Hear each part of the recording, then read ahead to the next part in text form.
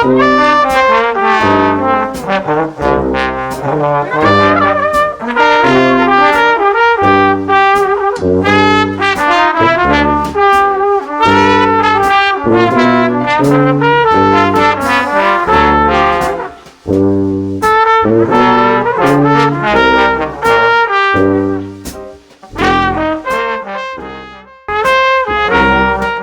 boom latinoamericano se entiende como un fenómeno literario y editorial que se desarrolló entre los años 60 y 70 del siglo XX. Para ese entonces, los escritores del boom usaron como base para sus libros, novelas, historias y relatos aquellos problemas sociales, económicos, políticos y diplomáticos que ocurrían en América Latina. Además de esto, alguna característica importante del boom es que muchas de sus obras fueron recurrentemente zonas rurales o urbanas, y también este fenómeno rompió con la barrera que existe entre lo fantástico y lo real.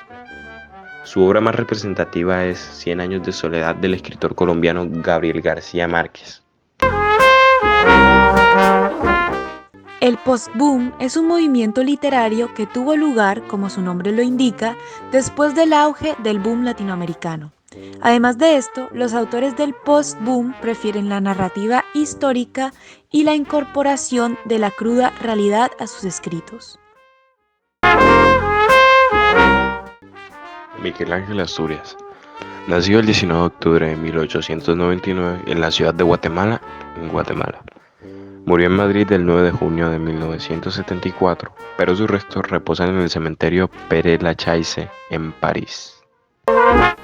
Miguel Ángel Asturias Rosales fue un escritor, periodista y diplomático guatemalteco que contribuyó en la literatura latinoamericana. Influyó en la cultura occidental y al mismo tiempo llamó la atención sobre la importancia que tienen las culturas indígenas, especialmente las que se encuentran en su país natal, Guatemala. En 1920 estudió antropología y mitología indígena.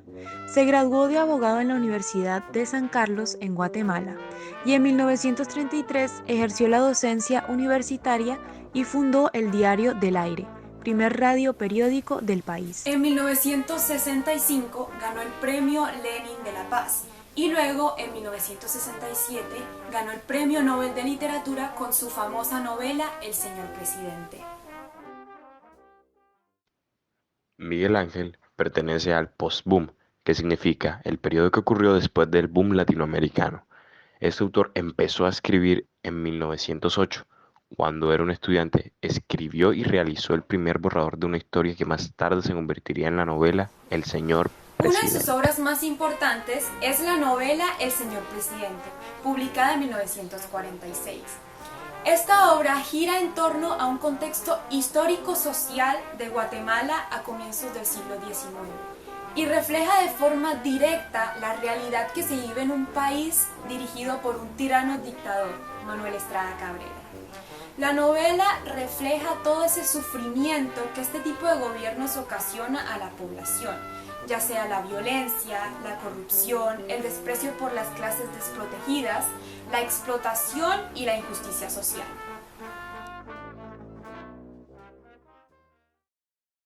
El dictador y Miguel Ángel. Desde 1989 gobernó en Guatemala Manuel Estrada Cabrera. Este dictador cae recién en 1920 y de todo este periodo dice Miguel Ángel: no teníamos radio ni aviones. 2 o 3 veces al mes los barcos tocaban nuestros puertos, nada más. No entraban diarios sin el permiso del gobierno, solo veíamos los diarios oficiales. Dato extra: su oposición pública al gobierno de Manuel Estrada lo llevó al exilio, por lo que tuvo que pasar gran parte de su vida en el extranjero, sobre todo en América del Sur y Europa. A veces, los pasos de una patrulla que a golpes arrastraban a un prisionero político, seguido de mujeres que limpiaban las huellas de sangre con los pañuelos empapados en llanto. A veces, los ronquidos de un valentudinario tiñoso o la respiración de una sordomuda en cintas que lloraba de miedo porque sentía que uno de sus hijos la extrañaba. Pero el grito del idiota era el más triste. Partía al cielo. Era un grito largo, sonsacado, sin acento humano. Gonzalo Bodo, coronel del ejército y jefe de la expedicionaria en campaña, hace saber que rehecha sus fuerzas y recibidas órdenes y efectivos, anoche hizo su entrada a Pisiguiluta, con 150 hombres de a caballo para el chispero y 100 de a pie.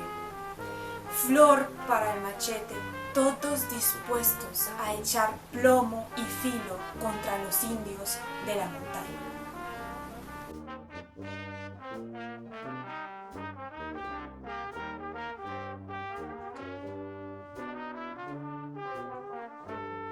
Miguel Ángel Asturias.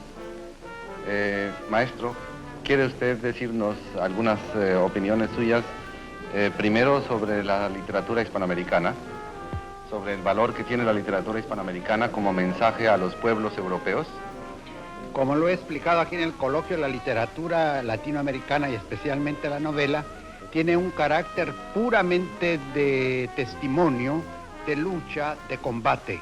Es una literatura que se está haciendo junto a los hombres, dentro de los hombres, que se hace en la calle, que se hace en las minas, que se hace en los campos petroleros, que se hace en los campos de explotación del banano. Es una literatura pues que responde a la vida misma y que por esa misma razón está interesando enormemente en todos los países del mundo. En Europa están siendo traducidas todas nuestras novelas a los idiomas europeos, francés, italiano, inglés, alemán.